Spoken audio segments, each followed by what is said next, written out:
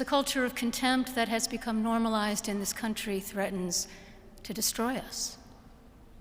We are all bombarded daily with messages from what sociologists now call the outrage industrial complex.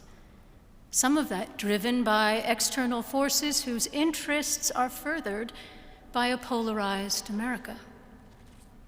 Contempt fuels political campaigns and social media, and many profit from that. But it's a worrisome, it's a dangerous way to lead a country. I'm a person of faith, surrounded by people of faith. And with God's help, I believe that unity in this country is possible.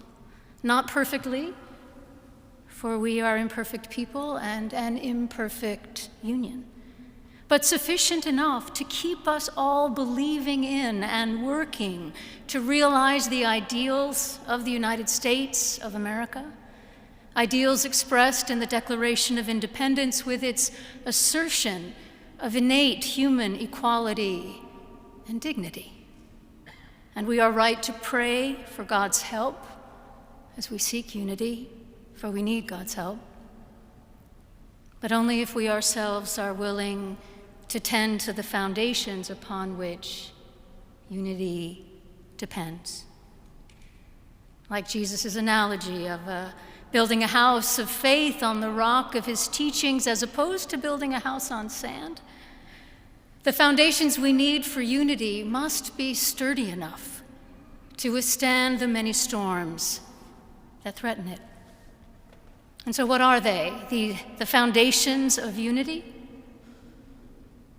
Drawing from our sacred traditions and text, let me suggest that there are at least three.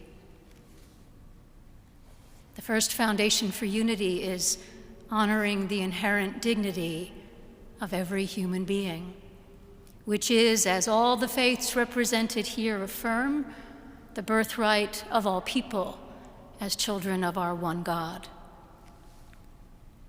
In public discourse, honoring each other's dignity means refusing to mock or discount or demonize those with whom we differ, choosing instead to respectfully debate our differences, and whenever possible, to seek common ground.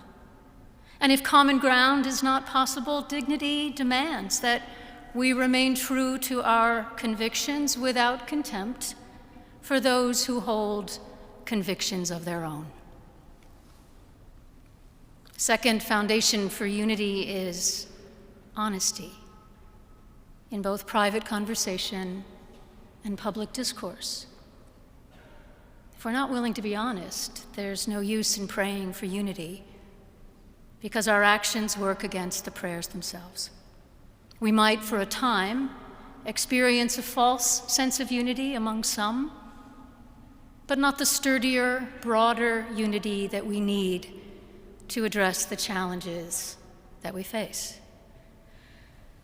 Now, to be fair, we don't always know where the truth lies, and there's a lot working against the truth now.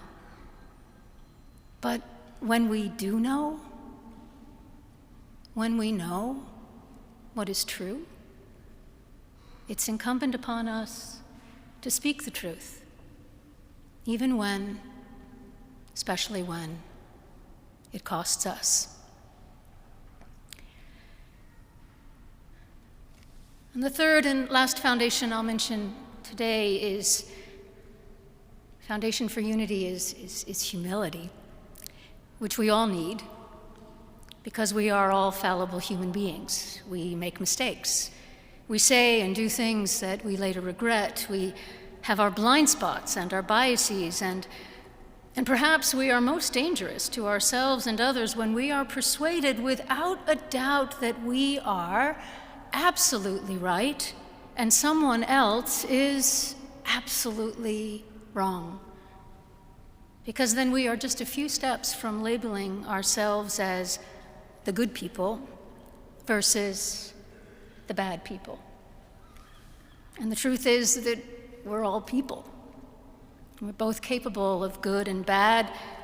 Alexander Solzhenitsyn once astutely observed that the line separating good and evil passes not through states, not between classes, nor between political parties, but right through every human heart, through all human hearts.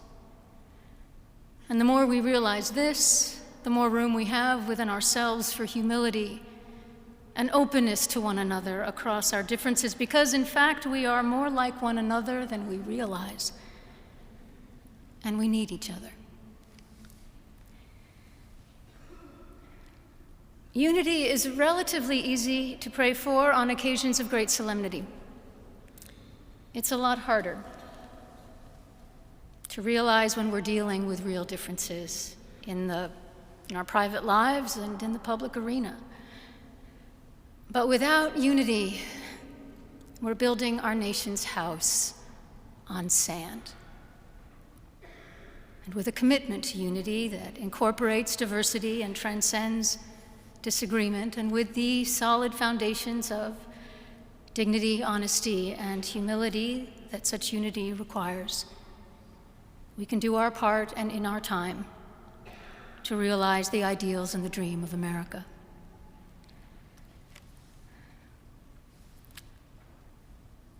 Let me make one final plea, Mr. President. Millions have put their trust in you. And as you told the nation yesterday, you have felt the providential hand of a loving God. In the name of our God, I ask you to have mercy upon the people in our country who are scared now. There are gay, lesbian, and transgender children in Democratic, Republican, and independent families, some who fear for their lives. And the people who pick our crops and clean our office buildings, who labor in poultry farms and meat packing plants, who wash the dishes after we eat in restaurants and work the night shifts in hospitals, they may not be citizens or have the proper documentation, but the vast majority of immigrants are not criminals. They pay taxes and are good neighbors. They are faithful members of our churches and mosques, synagogues, wadara, and temples.